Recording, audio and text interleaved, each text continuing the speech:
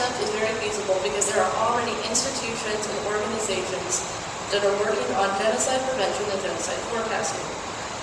One organization is Prevent Genocide International. It was established in 1998 and it is a global education and action network.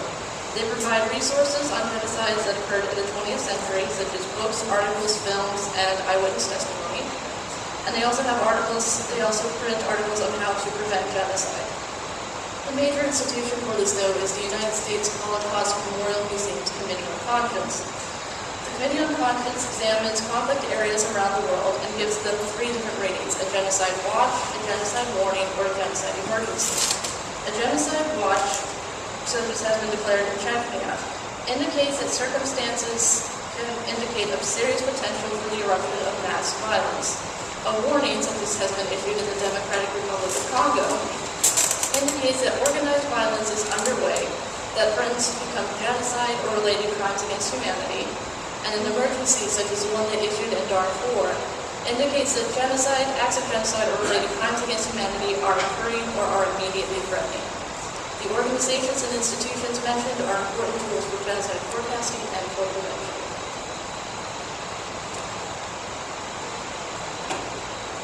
So in the next section, I looked at the role of international institutions.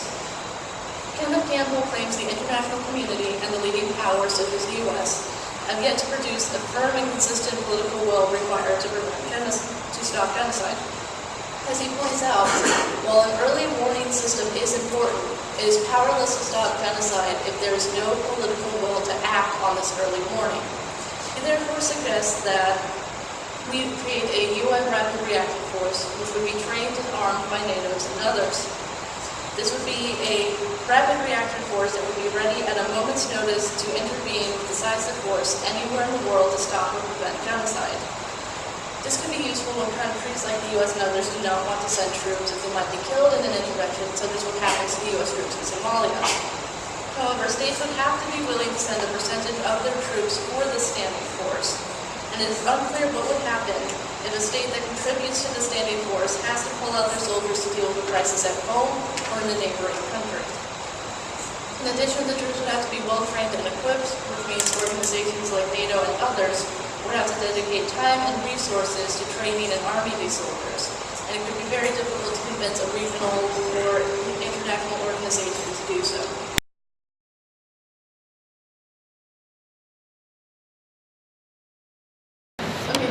Great question, actually. And in my master's thesis, I wrote a chapter on 2 cases where genocide could have occurred but didn't. And one of them was Burundi. And part of the reason it didn't happen in Burundi was because of the local involvement. Now, part of it was also because there was some of the outside involvement, like South Africa coming in. But they helped to establish like radio stations where groups of people, like Burundians, would get together and discuss the issues and talk about rumors of massacres and put aside any rumor mongering and try and prevent massacres from occurring within Burundi. So it was a lot of grassroots efforts in Burundi that really helped prevent that from becoming genocide. So I think it needs to be a joint effort, and I really do think that there needs to be a lot of insider involvement in the prevention of genocide, which is where I think journalists and local activists can come in handy, because they can raise the alarm and then hopefully get the outsider support they need to build the grassroots movements within the country to prevent genocide. Because I think in some ways the best way to prevent a genocide is to do it inside the country, to do it from the ground up. Because in the cases of Rwanda and Darfur, it's the people inside the country who commit genocide, not the people outside the country. So if you can keep the people inside the country from being pushed into committing genocide, I think you have a very good chance of preventing it. Okay, so in terms of international law, I was looking at the case of Darfur to really go further on the discussion about the lack of international law. In 2003 to 2004, the UN received several reports on Darfur atrocities, such as children being burned alive in front of their parents, women being raped and not having their clothes returned to them, villages being burned down, crops destroyed, etc. When the UN received these reports, they told the people who had sent the reports that the priority was to resolve the conflict between the North and the South, and that while the Secretariat knew that the situation in Darfur was, quote, horrible, they would have to wait for the North-South conflict to be solved, and then they could turn their attention to the conflict in Darfur. Another problem was the unwillingness of Western countries to send troops into Darfur, which led to the original African Union mission. While the AU mission proved to have problems and be a fairly inadequate response to the genocide, it gave the West an alibi for not getting involved. Western countries argued it was not feasible to send white troops to Black Africa, and that the deployment of the AU mission, the issue was redundant and there was no need to send further soldiers. Obviously, this has since changed with the creation of the joint UN-AU force.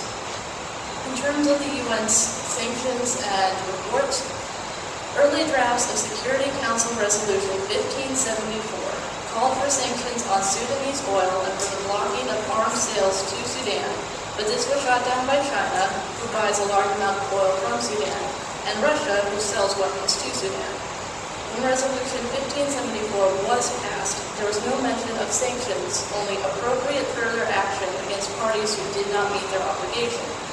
It also failed to address Khartoum's refusal to disband the John Reed, and it even called on the UN and the World Bank to provide Sudan development aid.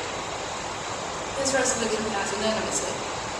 Sudan has also blocked attempts by the UN and other international organizations to categorize the killings as genocide or to take action to end the genocide.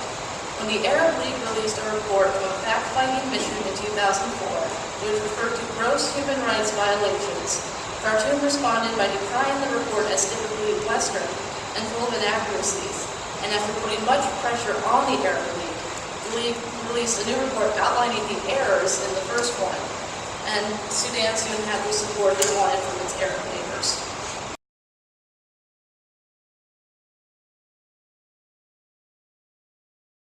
That's a really good question. I think that's part of the problem with the idea of creating a UN rapid reaction force is still the idea of genocide. But I think part of the reason that it's considered feasible is the idea of the responsibility to protect. And it says that if a country is accidentally or purposely, if a country cannot or will not protect its citizens' basic rights from being violated, then the international community has a responsibility to protect those people. So in cases like genocide, the argument would be that state sovereignty should not apply because you are violating people's basic rights, and the international community has a responsibility to protect those people from being killed.